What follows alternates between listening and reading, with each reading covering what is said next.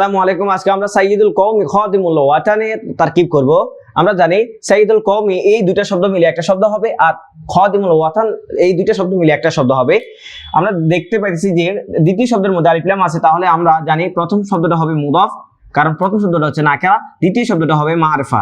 নাকেরা পরে যদি মারিফা আসে তাহলে প্রথম অংশটা মুদাফ, দ্বিতীয় অংশটা হয় মুদাফুন ইলাইহি। মুদাফ ইলাইহি মিলে বাক্যের একটি অংশ হয়। এটা যদি প্রথমে আসে তাহলে হবে মুবতাদা, মুবতাদার পরবর্তীতে যদি আসে তাহলে এটা হবে খবর। আর যদি ফেইলের পরবর্তীতে আসে তাহলে হবে ফাইল, ফাইলের পরবর্তীতে যদি আসে তাহলে হবে মাফউল বিহি, আর হরফে জারের পরবর্তীতে যদি আসে তাহলে হবে মাজরুর। এখন যেহেতু এটা বাক্যের প্রথমে এসেছে তাই এটা হবে কি মুবতাদা।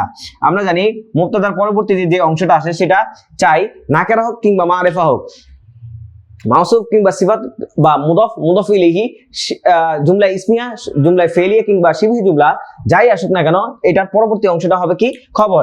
এইখানে আমরা দেখতে পেয়েছি যে খাদিমুল ওয়াতান নাকেরা পরে মারিফা, তাহলে প্রথম অংশটা হবে মুদাফ আর দ্বিতীয় অংশটা হবে কি মুদাফুন ইলাইহি। আমরা জানি নাকেরা পরে যদি মারিফা আসে তাহলে প্রথম অংশটাকে বলা মুদাফ, দ্বিতীয় অংশটাকে বলা হয় মুদাফুন ইলাইহি। মুদাফ ইলাইহি মিলে আগে যেহেতু আমার মুবতাদা আছে, মুবতাদার পরবর্তী যে অংশটা সেটাকে বলা হয় খবর।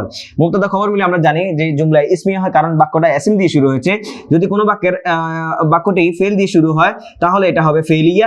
যদি কোনো বাক্য আমন নাহি তামান্নি তারাজি উকুদ নিদা আদ কসম তাআজ্জুব এবং আফআল মুকাররব, আফআল মাদহি ওয়া জাম দিয়ে যদি শুরু হয় তাহলে হবে জুমলা ইনশাইয়া। যদি এসএম দিয়ে শুরু হয় তাহলে হবে জুমলা ইসমিয়া ইনশাইয়া, আর যদি ফেল দিয়ে শুরু হয় তাহলে হবে জুমলা ফেলিয়া ইনশাইয়া।